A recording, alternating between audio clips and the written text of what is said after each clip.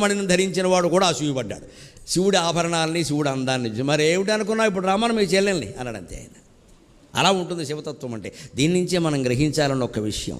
ఒక్క క్షణంలో పాముల ఆభరణాలుగా మారాయి కదా, ఒక్క క్షణంలో భస్మం శితాంగరాగంగా తెల్లని అంగరాగంగా మారింది కదా శివుని శరీరం మీద. ఒక్క క్షణంలో కపాలం కిరీటంగా మారింది కదా.